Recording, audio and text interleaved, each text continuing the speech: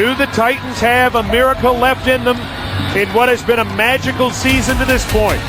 If they do, they need it now. Christie kicks it high and short. Going to be fielded by Lorenzo Neal at the 25. Pitches it back to Wycheck. He throws it across the field to Dyson. He's got something. 30, He's got 40, something. 50. He's got it. 40, He's got it. 20, 10. He's got it. End zone. Touchdown Titans. There are no flags on the field. It's a miracle.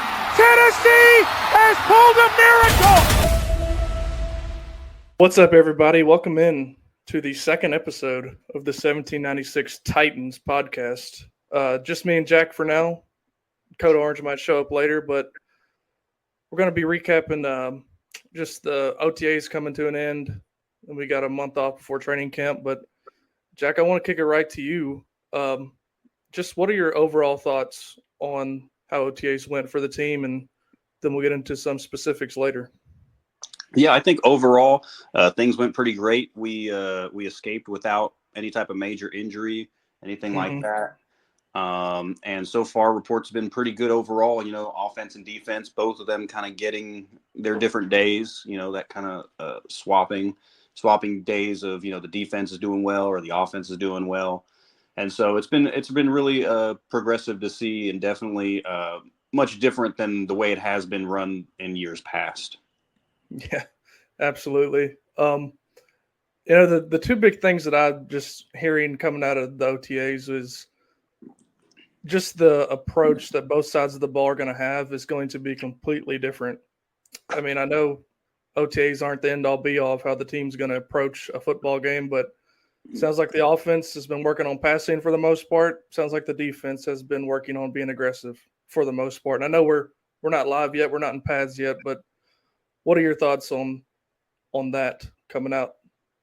Yeah, it's definitely good to hear. I can't remember what player was saying it, but there was a player that was saying we've been passing a lot more than we have in years past, and that's kind of what I was talking about earlier. You know, getting more into, you know, the present day NFL 2024. You know, this isn't 1999 anymore. You can't solely rely on a running back. And, you know, stopping the run to win games. It can get you, you know, it can get you a little bit, but it's not going to get you all the way to a Super Bowl. You have to develop a passing game. And on defense, you know, I think they're really doing their job. And I really feel good about the back end besides, you know, one of the safety positions. But we have a lot of depth in our secondary. And I think with, you know, Simmons and Landry and hopefully Sweat as well, that they'll, you know, be able to, you know, affect pressure on the quarterback. And so I think really we have, you know, done a great job attacking the offseason overall.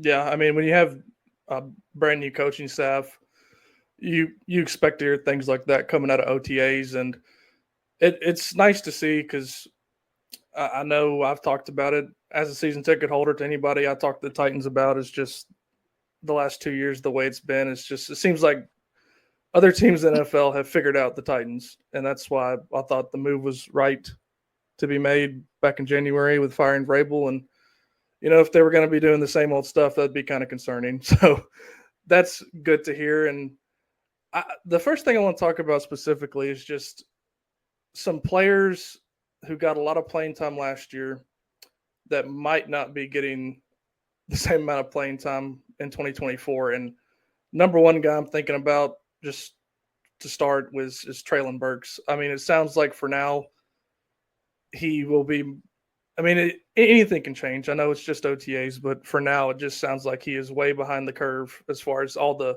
– I mean, you bring in Calvin Ridley, you bring in Tyler Boyd, and it just seems like he hasn't impressed much thus far. Yeah, I agree. Especially, I mean, not only that, but he was barely on the field even when he was, you know, activated. And you wouldn't have even noticed him anyways. I mean, he only had 19 catches the whole season, something around there. And so I'm pretty much ready to be off the Burks train. And I know over the last few weeks, Hopkins, Ridley, we're, gassing him up, talking about how awesome he is and amazing, but realistically talent and, production, they have to they have to intersect at some point, because we know Burks is talented, but the Yeah. production just hasn't been there. And the past, 2 off seasons, people have hyped him up. He's been doing well in training camp or whatever the case. But I think honestly, with these, right now at most he's wide receiver 4, because he's not, in front of Ridley, Hopkins, or Tyler Boyd. So realistically, he's not going to be able to get much playing time, even if he is, decent. So I don't put much stock in Burks, and honestly, I think he might be maybe a surprise cut, because there's some talent, especially with Jaquan Jackson, at wide receiver. Nick Westbrook-Akina could, even though I'm tired of seeing him, he outproduced Traylon Burks the last 2 or 3 years, honestly. So why should, Burks even, get that kind of opportunity? So I feel like it's very simple for him to be able to lose a spot on this roster based off of who's in front of him.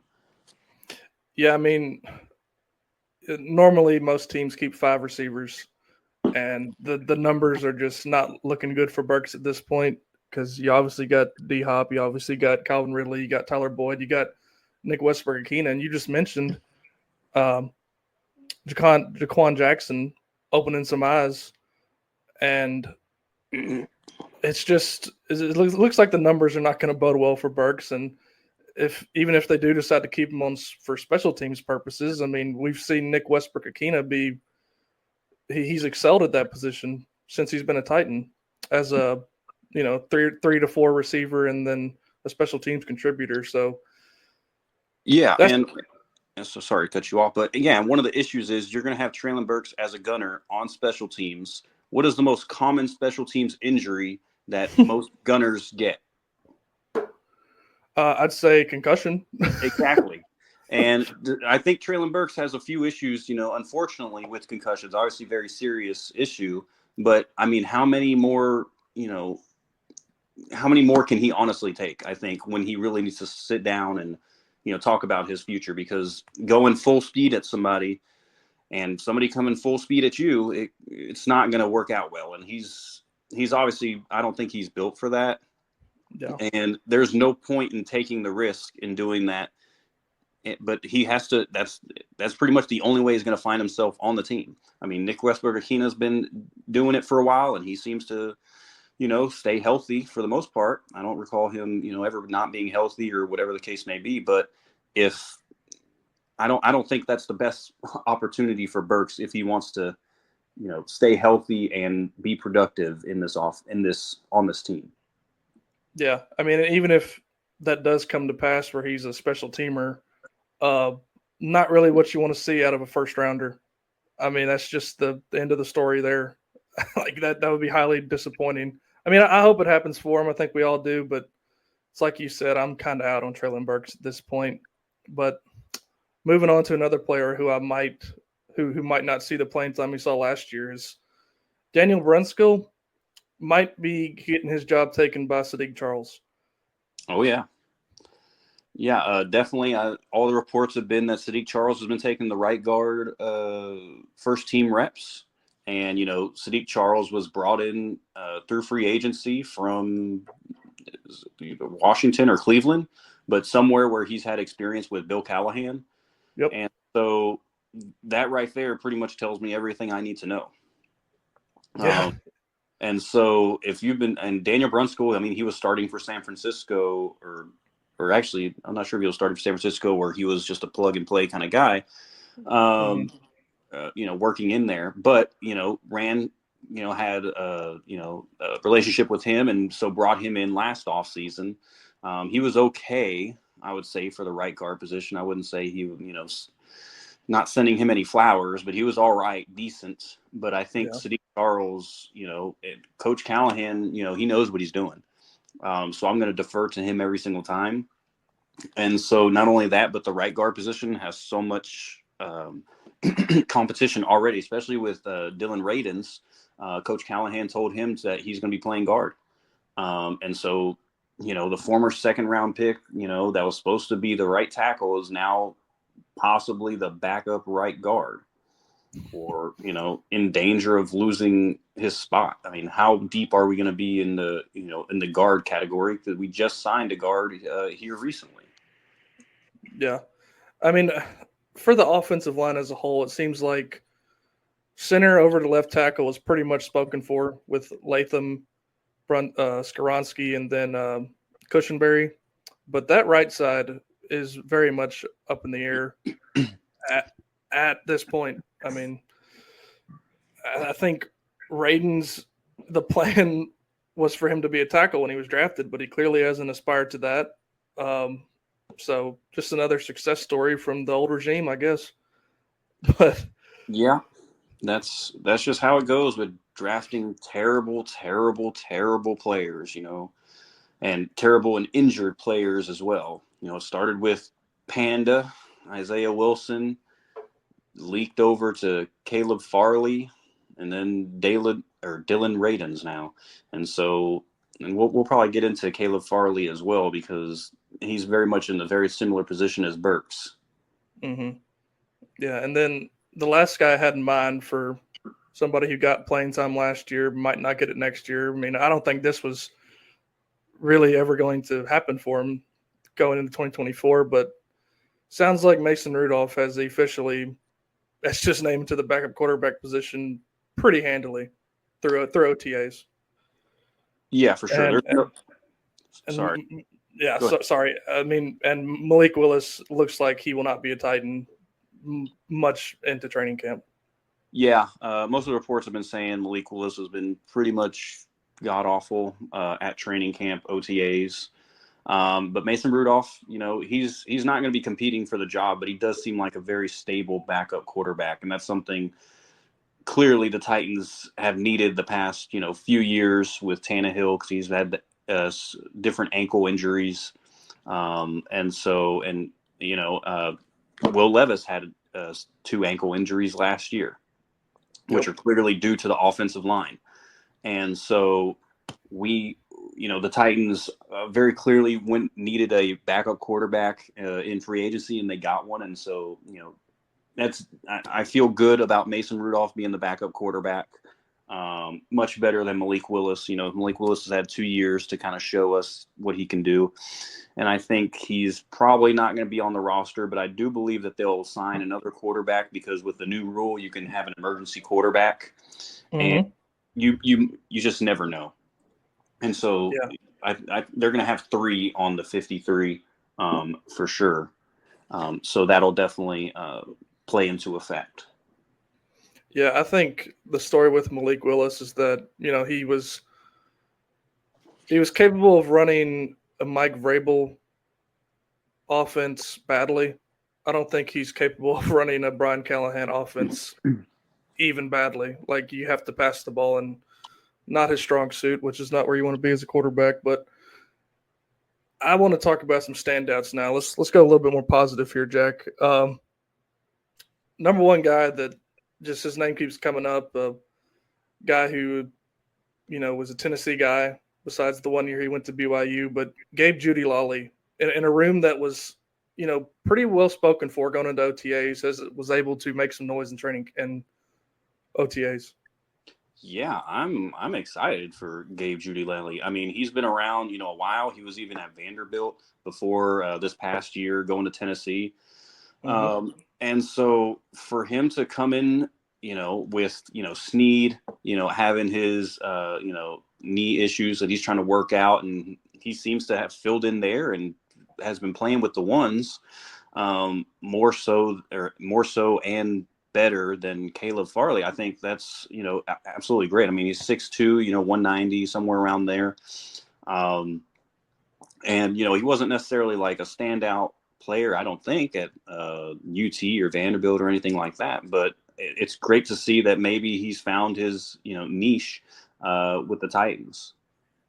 Yeah, I mean, like you said, serviceable at Tennessee. I didn't watch much of him at Vanderbilt or BYU, but he was serviceable. I mean, slightly above average. Not like he was a terrible player at all, but it was very surprising just to hear that he had been the one, turning some heads. And like you said, I hope it happens for him because, the corner room, is going to be a lot better next year for sure. and any help back there when you go into more corner heavy packages would be very much needed because last year we were relying on Elijah Molden at the other safety spot. We were relying on I can't even remember the slew of buffoons we had back there half the time, but it's just nice to see just three good ones and then a hungry undrafted free agent making a name for himself. Now I want to ask you, Jack, who else have you heard that has stood out from the OTAs? Definitely, we talked about Sadiq Charles, but more so, I think I really feel good about Calvin Ridley. Man, I've seen, I've seen, enough mini camp and OTA videos to say this guy is legit, and he's gonna play hard, and he's gonna be a wide receiver one for us, a wide receiver one that we haven't had since AJ Brown. Unfortunately, that name is kind of hexed. Yeah. But he's going to be a wide receiver one, and I think he's shown really well. He's shown leadership at the position. He's shown what he can do with the ball in his hands. And I know it's very patty cake at the moment, but come training camp and preseason and the season, I really feel good about Calvin Ridley being that number one receiver that Will Levis needs to develop further and give us another weapon to go along with DeAndre Hopkins, and then of course with Tyler Boyd. I mean, I really feel good about the wide receiver room. So much better than the past 2-3 years that we've had to deal with. All the goofballs that we've had before. I mean, I don't think it's a stretch at all to say that going into the season, at least, this is the most talented wide receiver room the Tennessee Titans have ever had. Like, I think so. Yeah. Since probably 2002, 2003 with, Mason and Bennett, Tyrone Calico, that old name right there. And so I feel really good. It's definitely probably the deepest we've been at wide receiver in a long, long time. Yeah, and you alluded to, it is still OTAs. It is kind of still touch and go for a lot of especially the veteran players. But you can tell when somebody's an elite route runner like Calvin Ridley is, and him being the number one and letting Hopkins, who is, let's all face it, he's well up there in age at this point. He's still very good. Not saying he's not, but having him move to a number 2 spot, and then Boyd probably would have been our number 1 receiver last year, or at least number 2. And he's going to be running hopefully number 3 slot, somewhere in there. But it's just very nice to finally have a wide receiver group you feel good about going into a season. Now another thing I wanted to touch on that. I don't think we talked about in the first episode because OTAs hadn't started yet, obviously, but the invention that Bill Callahan, Daddy Callahan, uses to teach technique to his offensive linemen, I had no idea about it. I'm going to be honest. I didn't know that existed, but if you don't know what I'm talking about, just go look up a video. But it's a sled that does not move an inch unless you're in the right technique. Now, what did you think about that whole deal? I know that was early on in OTAs a few weeks ago. Yeah, I mean, it's great to see, a new, innovative, technology-based, offense. And I wrote about it, and think May 25th, something like that, about the first OTAs.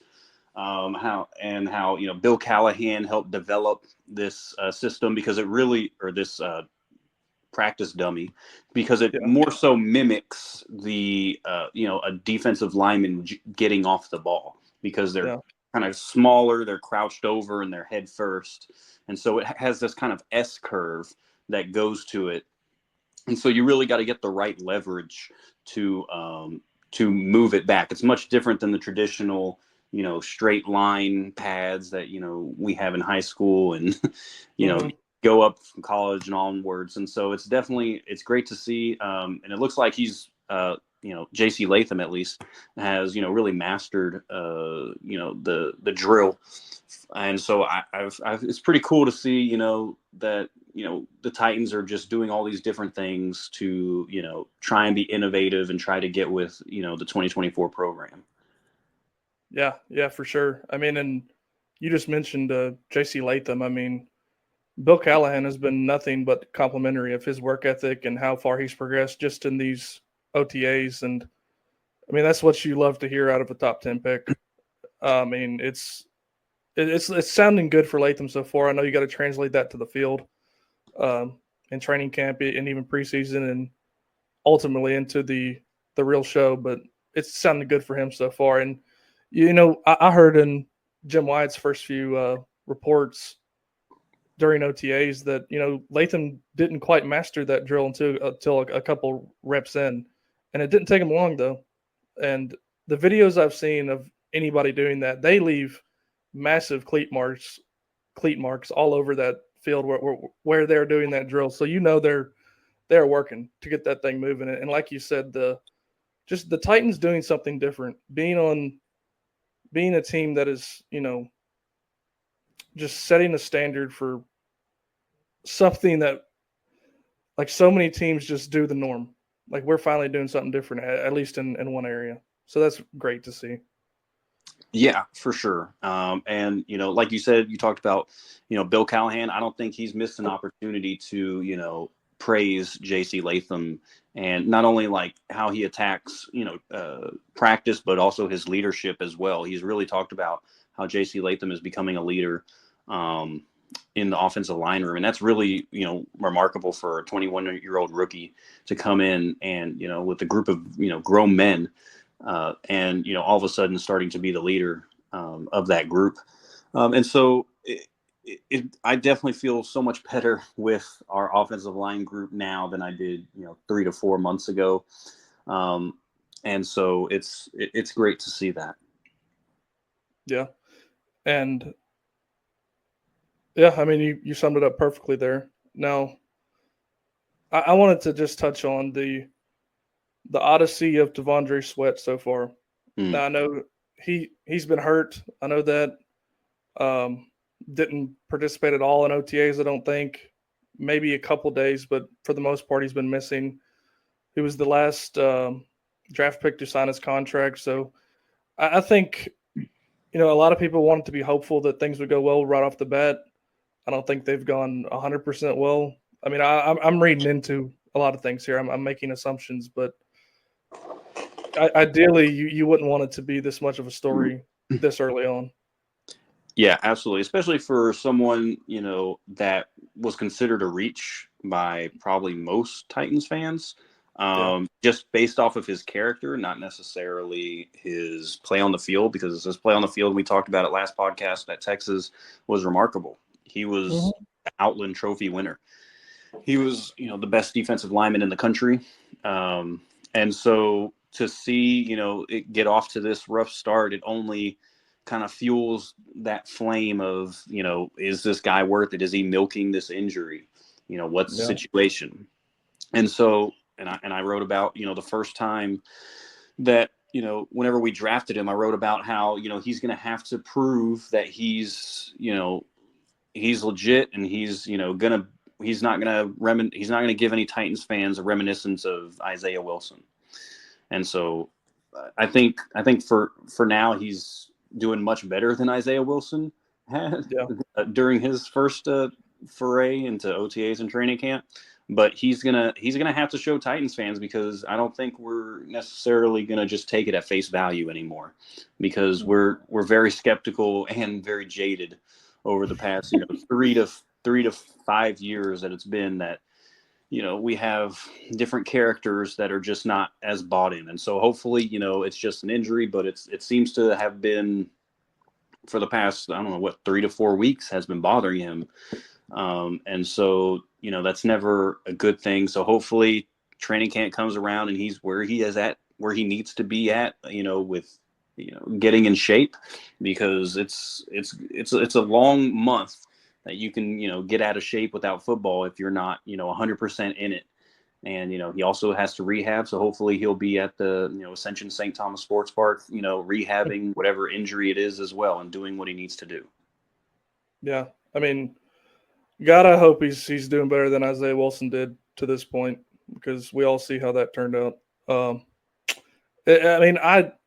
To me, the biggest concern is that OTAs is so much about, especially for the younger players, classroom to grass, the translation to that. Because when you're a rookie, you're getting a lot of information thrown at you this time of year. And for him to not get that opportunity to make that translation from the classroom out to the practice field, it just means he's going to have a huge learning curve in training camp. And I know with his talent, he can do that. It's just about the work ethic and him getting over this injury. So just hope that happens for him. Yeah, I'm 100% there because him being behind his peers, and we don't have time for that, especially with how thin at D-line depth we are.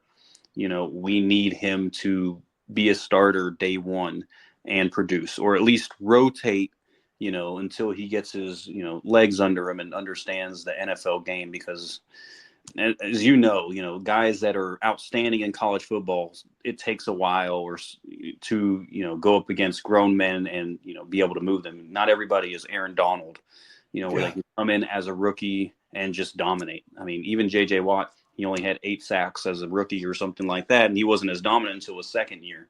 So hopefully, we just need Sweat to be able to be serviceable this year. It would be great if he was excellent, but if he's even serviceable, that would go a long way for Titans fans to feel good about the pick and where he'll be at going forward. Yeah, if he's still playing behind Sebastian Joseph Day come late October, I think it's going to be very disappointing. But moving on from that, I just wanted to talk about a few things the coaches have been saying, and I alluded to it right off the bat just with my overall thoughts on how OTAs went. But Denard Wilson just basically guaranteeing an aggressive style of defense really got me fired up because, like I said, I'm a season ticket holder. I'm at every home game. Just watching us set on our heels for the majority of games the last 3 to 4 years drove me crazy. And for him to say we're going to be pressing a lot, we're going to be up on the ball, we're going to force the issue, just got me fired up. Yeah, for sure. It's definitely such a breath of fresh air to hear that. I don't know, since the Titans have been the Titans, probably we've been 12 yards off on 1st and 10, 5 yards off on 3rd and 3. And, any quarterback worth their weight, is going to be able to see, okay, I'm going to run a dagger route. Okay, I'm going to run a slant and get in front of the corner. And it happens. It just continues to happen. And we've had, a long time having issues with that. And so, Bowen, we'll talk about, the guys, they choose to play press or where they line up. And that's just not going to work in the NFL. You can't give guys room in the NFL to run underneath you or, catch you flat footed and run past you. And so that's just something that the Titans have consistently given up, especially those curl routes, those hitches. And it's just been bad. And so it's great to see that one of the quotes that Denard was talking about, paraphrasing, he said something like they're going to earn, every yard that they get on the field. They're going to have to fight for it. And so it's good to hear, especially from Denard. And it's great that, we had the personnel to be able to press those guys. L'Jarius Sneed, one of the most physical corners in the NFL. He was one of the most penalized. I'll take that for, all-pro production. I'll take that all day, every day. And Chidobe Awuzie can also be physical, and Roger McCreary can be physical. And so those 3 guys there, it's great to have the personnel that can back up, what's being taught. And you really start to see the vision of how, Callahan and Carthon came together and how they wanted to build this football team. And so they really have done an outstanding job of building the football team, from their mentality to getting the players that they need to do what they need to do, come Sundays. Yeah. And I think you made a very good point there. Maybe we didn't have the personnel that fit that style of play the best the last few years. I would say last year, Roger McCreary or Sean Murphy Bunting was our de facto number 1 corner. I know they they probably traded back and forth throughout the year on who was, in better form. But now Roger McCreary can, be a nickel. He can do whatever. Like he can go wherever he wants because he has two corners who are more experienced than him, and he doesn't have to be the main guy in the secondary for man-to-man press coverage, which is going to bode extremely well. I mean, and you mentioned it earlier too. I mean, L'Jarius Sneed, he's been dealing with a little bit of an injury, but I think he'll be reared up and ready to go. And then Chidobe Awuzie, guy that Callahan has been around, another guy that fits that style of play very well. So it's going to be nice to see us, not give up a 3rd and 15 because we're in drop 100 coverage. So Yeah, it's good. I mean, I remember as you were saying, like 3rd and 15, anything 3rd and 10 plus, it'd be 3rd and 24, and I would be worried. And I don't know how or why. I don't know what for the past few years, but somehow or another, that's been our Achilles heel. You get sack or you get a holding, they're backed up. It's 3rd and ultra long, and, they just pick it up. And so it's really unfortunate, that was the situation, but that should not be the case this year. And so it's good to finally, hear competence from our coaching staff, and, hopefully, of course it hasn't happened yet, but hopefully, we're going to see that on the field. Yeah. And I think, just that vote of confidence in your players on the back end, I mean, that's got to fire you up as a guy whose job it is to play football and shut down diva wide receivers. Like, okay, I don't have to give them 10 yards because I'm not being coached to do that anymore. I can go up there and challenge them. So I think that's going to bode very well. And the other coach comment I wanted to talk about, it was kind of obscure. I caught it this afternoon just doing research for this thing, but Randy Jordan, the Titans running back coach, he called Tajay Spears the Tasmanian devil just because of the way he runs. And, I think the Titans running back room is one of the most interesting spots on the team, just because I know we lost Derrick Henry, but I think the production out of the running back room could very easily be better going into 2024. Yeah, absolutely. I mean, you're looking at two 1K type caliber running backs, running the football and or, running and passing. And so if you can get over 2,000 yards rushing and receiving from combination of two running backs, I think that's really, great. And I think we're going to see a lot of that, similar to how Joe Mixon and Samaje Perine were kind of swapped out quite a bit in Cincinnati. We're going to see something very similar in that manner. And so there's not, they both could, catch the ball fairly well and, run fairly well, in conjunction with all that. And so I think they're very similar, but they're different at the same time. Tajay's a lot shorter, very quick, agile, pretty fast. And Tony Pollard's a little bit bigger, he's got some more meat on him. And he's got a lot of experience. And so I think our running back room is probably top 5, if not top 3 or 1 in the league, if Tajay Spears continues to take that next step, which I think he will, because he had an outstanding rookie year. Yeah, absolutely.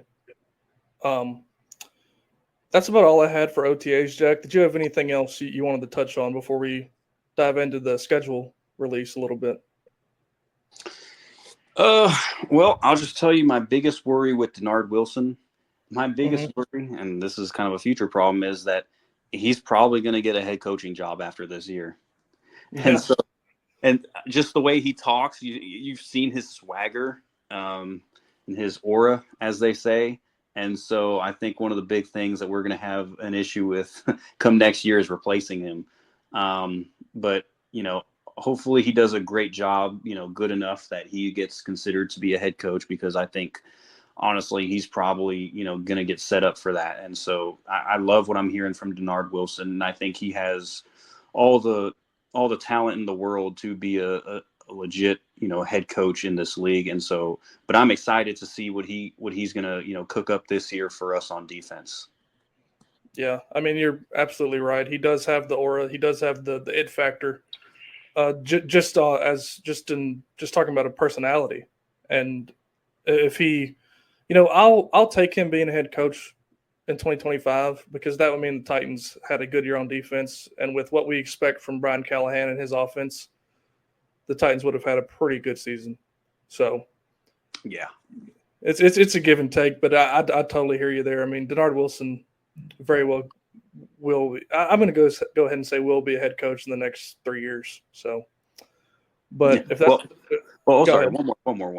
All right, what are you thinking about how Will Levis has approached OTAs and training camp? I think the way he's approached OTAs is fine with me because I think he's going out there and just trying to make throws. I don't think he's worried about throwing interception. I think he's just trying to get on a good rapport with all the new receivers he's dealing with. I mean, I heard some things that he's a lot. There've been a lot of drops, specifically in the back end of OTAs. So I think Will Levis has done fine.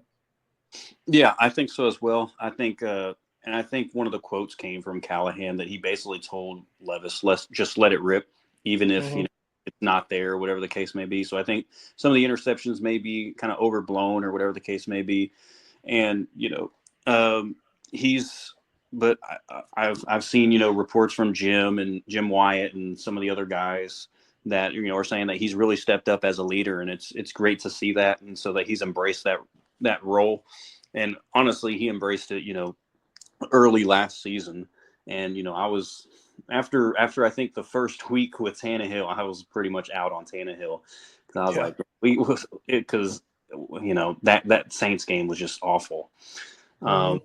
And so it's great that he's become more of a leader, and he's taking what Coach Callahan is giving him and learning from it. And I know Coach Callahan and Nick Holtz, the offensive coordinator, have talked a lot about how he's paying attention to the film room, and what they're talking about in the film room is translating to what's happening on the field. So it's great that things are turning out that way. Of course, they've also said that he's still learning and growing, and so of course he's still a second year player. So, but I'm pretty excited to see what he can do in this offense, because honestly, he might be our first 4,000-yard passer since Warren Moon. I think. Yeah. I don't think Tannehill ever threw for 4,000. But it'd be nice, because you see so many quarterbacks around the league, even Sam Howell threw for 4,000 yards. And so kind of crazy, but it'd be great. It's great that we have an offensive philosophy, an offensive coach, and the offensive players set up that's even a possibility, that we can get that type of production from a quarterback. And so I'm really excited to see, what's going to transpire over this year. Yeah, I think that's a very good point you just made. That, I mean, it might not be the point you're meaning to make, but to me, I mean, if Vrabel was our coach for the next 30 years, we probably wouldn't have had a 4,000-yard passer. And that's the way the league is going if you want to be successful. And for a coach to just tell your quarterback to let it rip in OTAs, that's a pretty good sign in my book. So, but I want to get into the schedule, Jack, unless you got anything else on OTAs. So, No. Good. All right. So, my first thoughts on the way the schedule breaks down is two things, actually. Week 4 through week 8 is the most brutal stretch where you go to Miami on Monday night. You do get your bye week there, an early bye week, which I know most coaches don't like seeing, but your bye week is in week 5. Week 6, Colts at home, huge division game. And then after that, you're at Buffalo, at Detroit. So that to me is the toughest stretch right there. And then the other thing that stood out to me, 5 of your last 6 games are against the AFC South. So, yeah, for sure. When the schedule first came out, I mean, there's a lot of things, such as one primetime game. Thought that was pretty disrespectful. I think we could have at least got 2. And so it's the repeat with Miami, in Miami again on Monday Night Football again. So kind of weird how that worked out, but I think you're right. That is an extremely difficult schedule there. I think also 2 through 4 as well. Jets, Green Bay, Miami. That's Yep. going to be. And we don't know how Chicago necessarily is going to be, but I do feel pretty good that it's a rookie quarterback versus Denard Wilson. Yeah. I feel really good about that. But the New York Jets, if that defense is that defense, they are that good. And Green Bay, went pretty far in the playoffs last year, and we know how Miami is, and with a healthy Tyreek Hill, who knows. Good news is that they have Aaron Brewer, so we can, we can take care of business on that front, because that wasn't Aaron Brewer was not what we needed, and thank God we got Lloyd Cushenberry. But yeah, but I don't like having the bye week that early. I actually hate it, because you're playing 1, 2, 3, 4. You're playing, I don't know, 13 games in a row, and then if you make the playoffs, 14, 15, whatever the case may be, that's a lot. And so it's difficult, but I do like the fact that we get a divisional game after the bye week. That game against Indianapolis is going to be pretty big, because that's going to be our first divisional game. And then the next time we play another divisional opponent will be late November. Yeah. And so it's an interesting schedule for sure. And it's interesting too, if you've seen any of the odds makers, we're only favored, I think, in one game, and I think that's against the Patriots. Yeah, I was talking with Bryce. Shout out, Bryce. Sorry you couldn't be on with us tonight, but it just blows my mind that a team that finished last in their division is projected to have a top 10 toughest schedule. But I know it's all based on projections and how these teams drafted, but I think we should be favored against the Bears. I don't care. It's on the road. I think we should be favored at home against the Colts. I think we should be favored at home against the Vikings. I think we should be favored at home against the Jaguars and at home against the Bengals. I mean, there's 5 or 6 games just right there that I think the Titans should be favored in. Yeah, for sure. And I would throw what was the other one? I saw it on here. I would throw, at Washington, maybe. Yeah, sorry, at Washington. Thank you. You helped me find it. Jaden Daniels, another rookie quarterback, and so that's definitely another one. So I mean, guys at home, y'all should be slamming the over. I think it's still at 6.5. Oh yeah. So yeah, definitely slam the over on that one. We're not going to go winless in our division.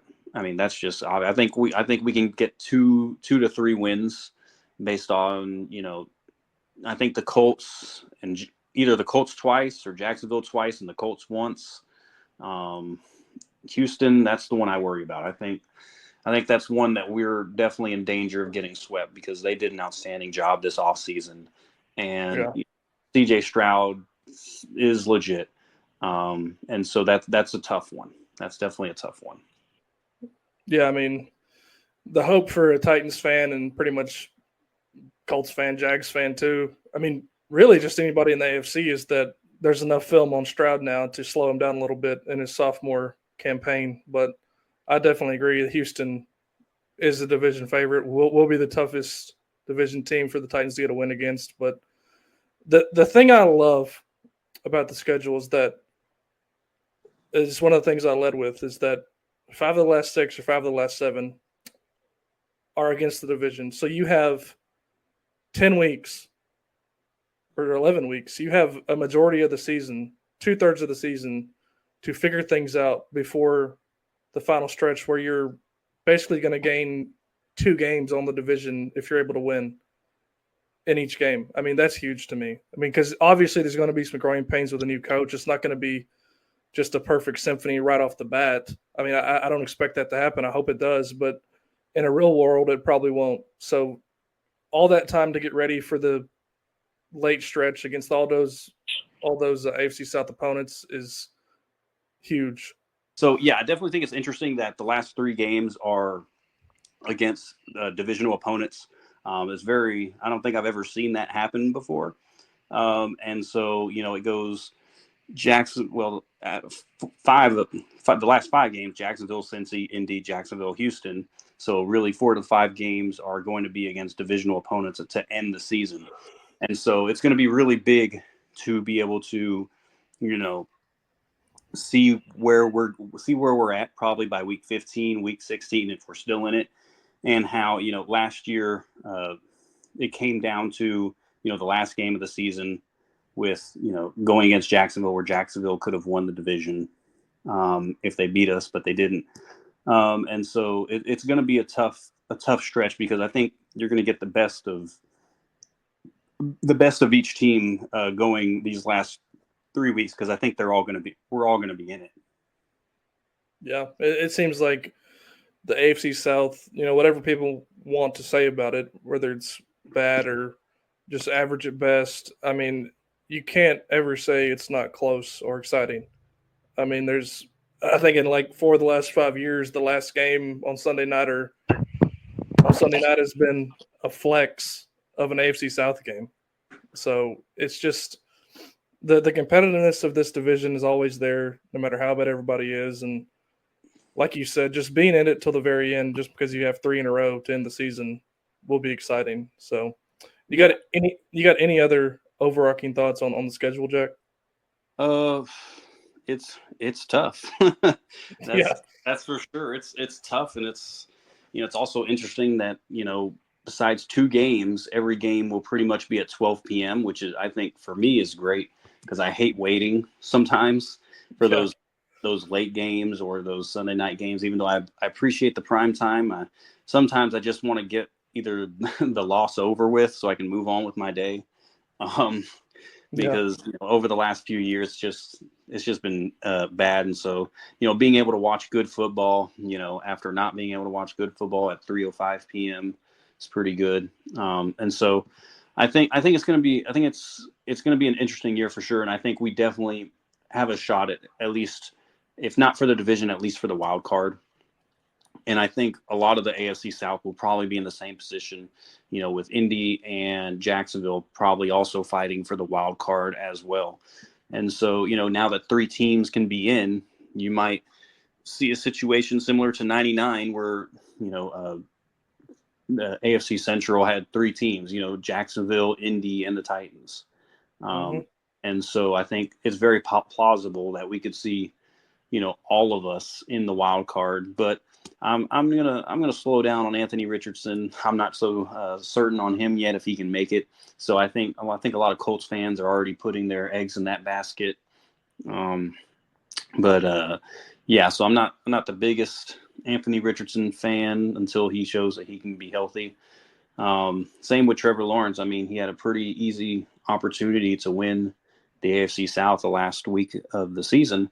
And somehow or another, guys like Sean Murphy-Bunting and Trey Avery are able to, get at him and make interceptions off of them. And so it's definitely interesting. I think most pundits don't understand, the Titans are a team that can beat any team and basically lose to any team as well. And I think that's kind of been the mantra for the past 20 years.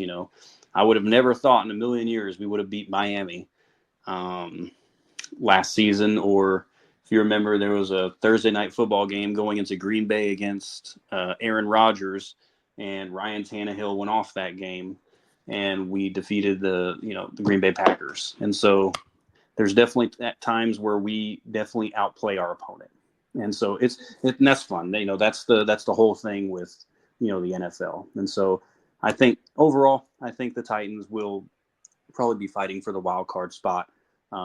Hopefully, and we'll see a lot of growth out of this team come year 1 with Brian Callahan. Yeah, I mean, couldn't have said it better, Jack. I mean, any given Sunday in the NFL, anybody can beat anybody. It's going to be very exciting with the new regime heading the efforts in Nashville for the Titans. And I think I land about where you're at, where 8 to 9 wins, maybe 10 if we squeak out one on the road somewhere, and we'll be right in the thick for a wild card spot if all goes well. So, you have anything else tonight, Jack? No, I just enjoyed talking football with you, and it's great to be on the podcast. And unfortunately, we got this month long absence of football in our lives currently. That kind of sifting through. So it's basketball season's ending. Looks like the Celtics won the championship already. Yeah. But we got baseball, so which is still going pretty strong, and so it should be pretty fun, seeing how the rest of the summer goes for baseball. Yeah. You big Rangers guy?